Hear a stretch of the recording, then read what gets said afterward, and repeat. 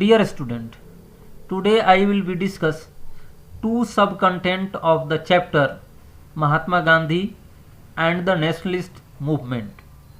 First, non-cooperation movement, and second, civil disobedience movement. Rowlatt Satyagraha made Gandhiji a true national leader. He was encouraged by its success and he started the non-cooperation movement against the British rule.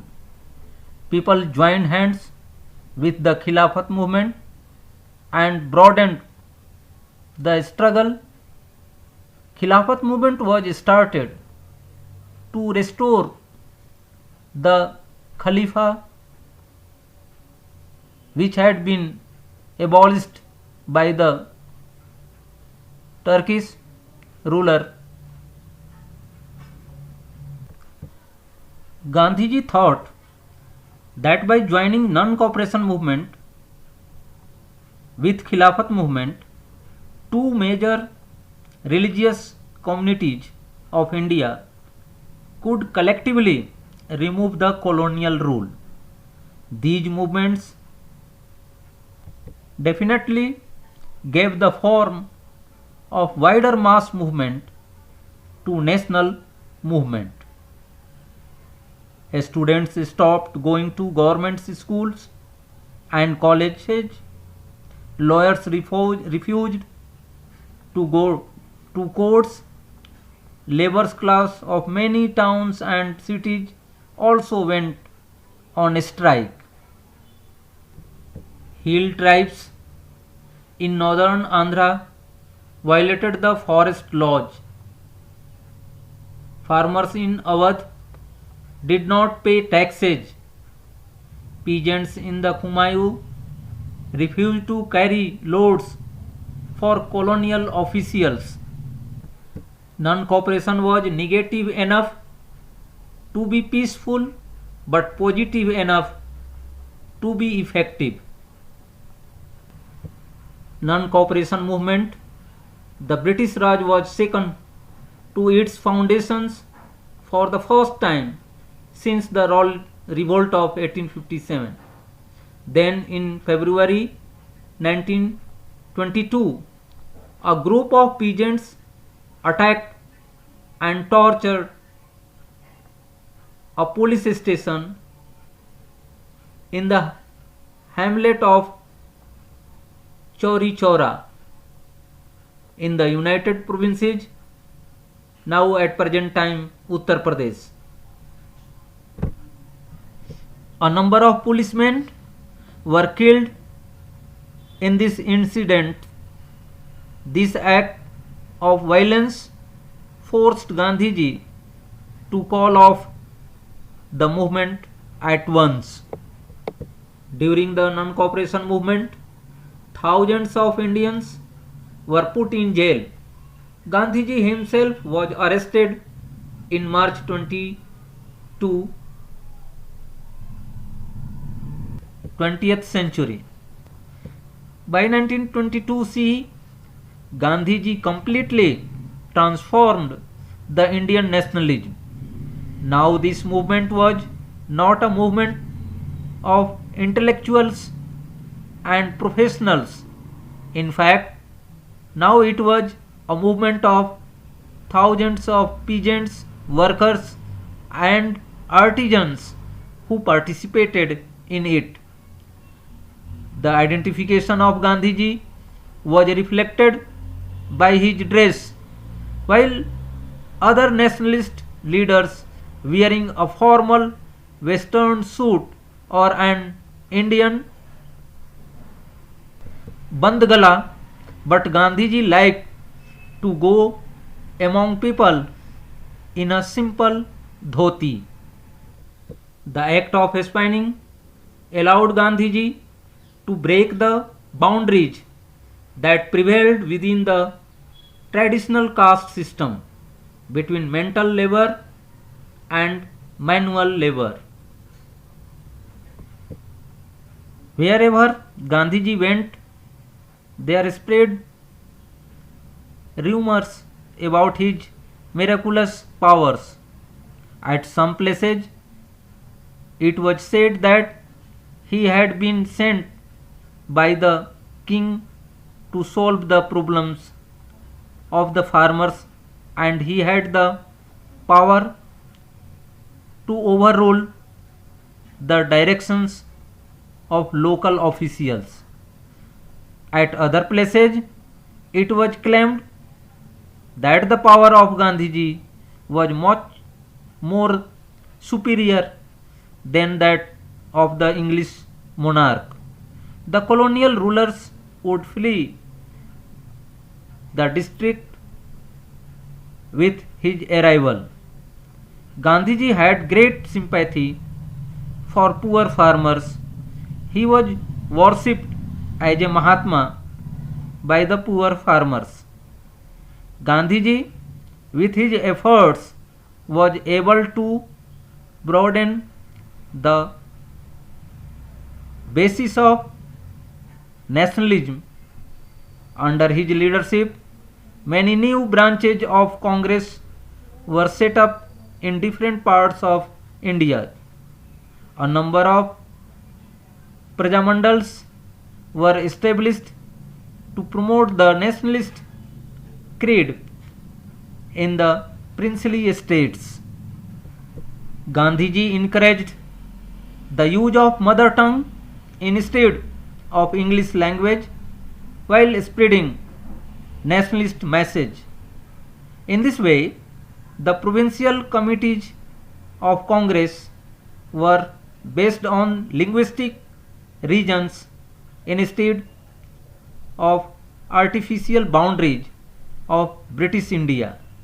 In these methods, nationalism spread to all the corners of the country. During the years of 1917 and 1922, one highly talented group of Indians associated itself of Gandhiji. This highly talented group included Vallabhbhai Patel, Mahadev Desai, Subhash Chandra Bose, J.P. Kripalani, Jawaharlal Nehru, Abul Kalam Azad, Govind Ballabh Pant, Sarojini Naidu, and C. Rajagopalachari.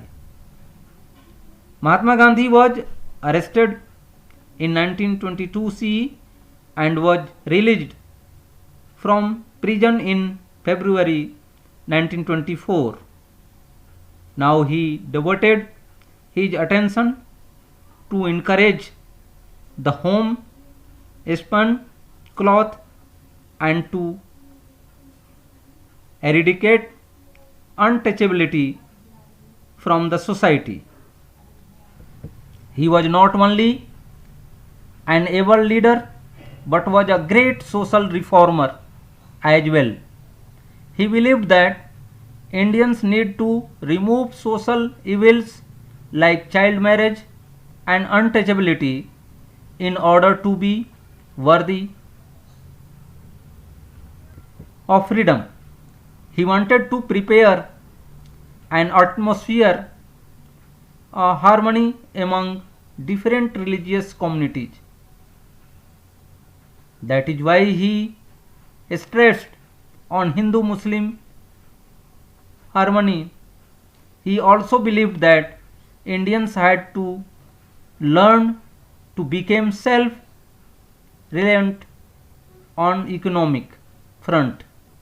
That is why he emphasized on using khadi instead of cloth imported from overseas. Simon Commission came to India from England in 1928 to inquire the conditions in the colony. All of its members were white, due to which it was opposed in whole of the country. Annual session of Congress was held at Lahore in December 1929. This session was significant from two aspects. Jawaharlal Nehru was elected as the president, which was the symbol of passing on leadership to the younger generation. Proclamations of commitment to Purna Swaraj or complete independence. On 26 January 1930, national flag was hosted at different places and it was observed as the Independence Day. Salt law was hated by the Indians. In Gujarat, Gandhiji wanted to break this law and began walking from his ashram at Sabarmati towards the ocean on 12th March 1930. After 3 weeks, he reached Dandi. There he made a fistful of salt and broke the salt law. It was the beginning of the civil disobedience movement. Like non-cooperation movement, there were other streams of protest as well against the British rule. Peasants of the country breached the hated forest laws, because of which they were not allowed to take their cattle to the forest in which they had once roamed freely. Factory workers in few towns also went on strike. Lawyers boycotted the British courts and students refused to study in government-run educational institutions. During the Dandi March, Gandhiji called upon local officials to renounce government jobs and join the freedom struggle. During his speech at a village called Wasa, Gandhiji asked everyone to organize themselves. He said that for Swaraj, Hindu, Muslims, Parsis and Sikhs will have to unite. Dandi March was notable from 3 aspects. This event brought Gandhiji to world attention. European and American press widely covered this march. It was first nationalist activity in which women actively participated. Third and most important aspect was that the British realized that their rule would not last forever. The British government called the Round Table Conference in London while keeping these objectives in mind. Gandhi ji जहाँ भी जाते थे वहीं उनकी चमत्कारिक शक्तियों की अफवाहें फैल जाती थीं।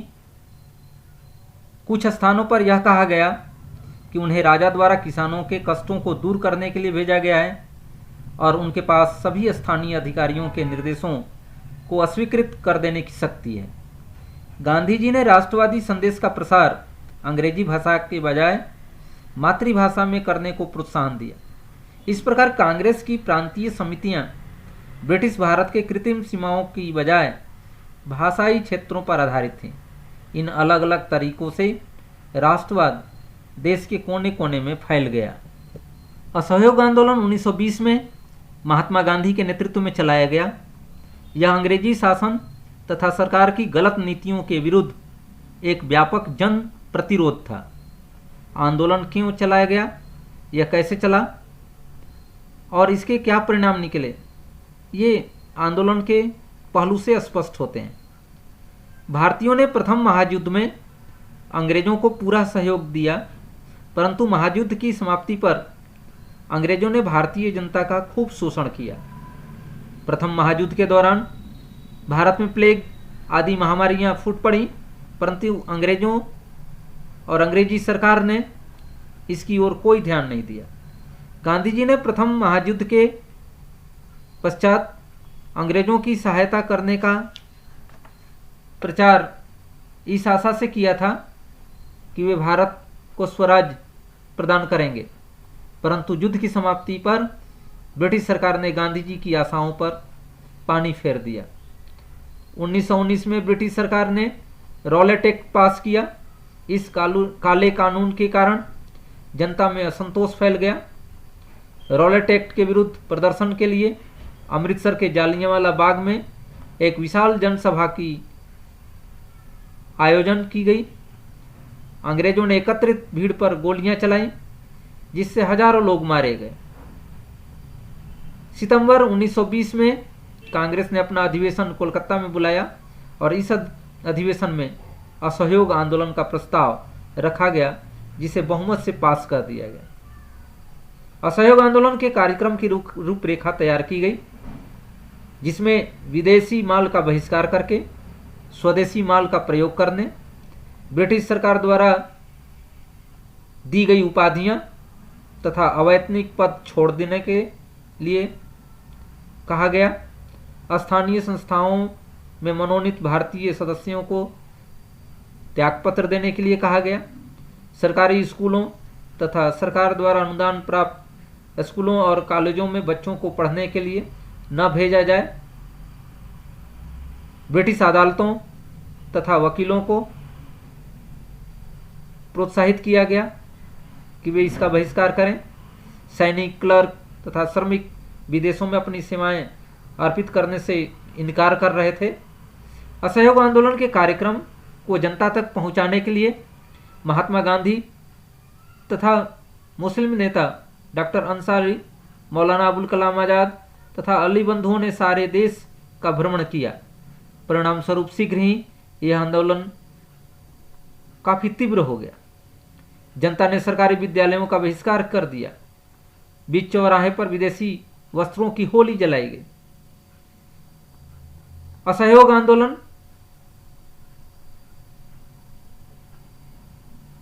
के दौरान ही चौरी चौरा नामक स्थान पर उत्तेजित भीड़ ने एक पुलिस चौकी को आग लगा दी और इसे हिंसात्मक घटना के कारण गांधी जी ने असहयोग आंदोलन को समाप्त करने की घोषणा की। असहयोग आंदोलन के कारण कांग्रेस ने सरकार से सीधी टक्कर ली थी। भारत के इतिहास में पहली बार जनता ने बढ़ चढ़कर के इस आंदोलन में भाग लिया। असहयोग आंदोलन ने स्वदेशी का खूब प्रचार किया गया। फलस्वरूप देश में उद्योग धंधों का विकास हुआ।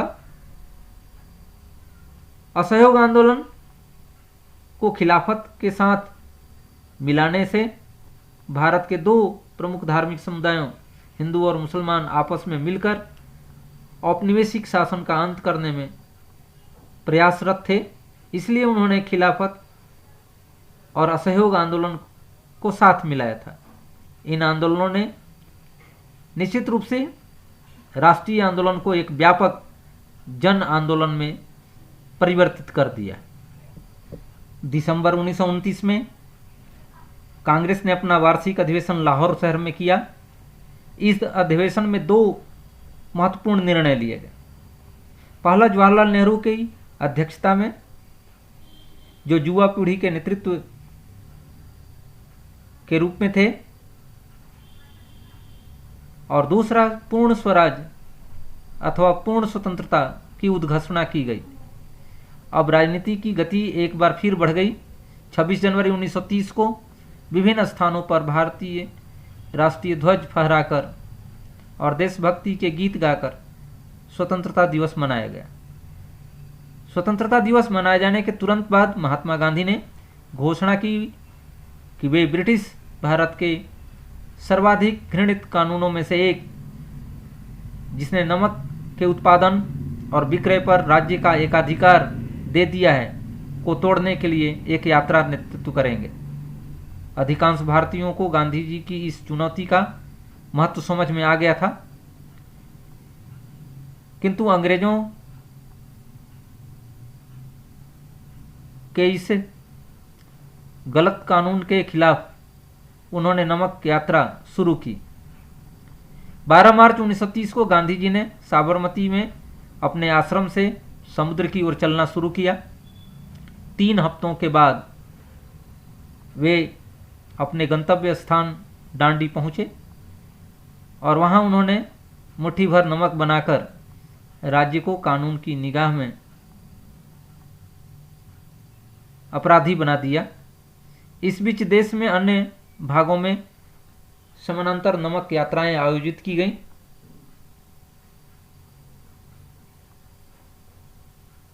यह घटना जिसके चलते गांधी जी दुनिया की नज़र में आए, इस यात्रा को यूरोप और अमेरिकी प्रेस ने काफ़ी जगह दी। यह पहली राष्ट्रवादी गतिविधि थी जिसमें औरतों ने बढ़ चढ़ करके हिस्सा लिया। समाजवादी कार्यकर्ताओं ने भाग लिया। बहुसंख्यक औरतों ने न केवल नमक बल्कि शराब कानूनों का उल्लंघन करते हुए गिरफ्तारियां दी। सबसे महत्वपूर्ण परिणाम यह था कि नमक यात्रा के कारण ही अंग्रेजों को यह एहसास हुआ कि अब उनका राज्य बहुत अधिक दिनों तक नहीं टिक सकेगा। उन्होंने भारतीयों को भी सत्ता में हिस्सा देना पड़ेगा। इसी के परिणाम स्वरूप पहला गोलमेज सम्मेलन नवंबर 1930 में लंदन में आयोजित किया गया।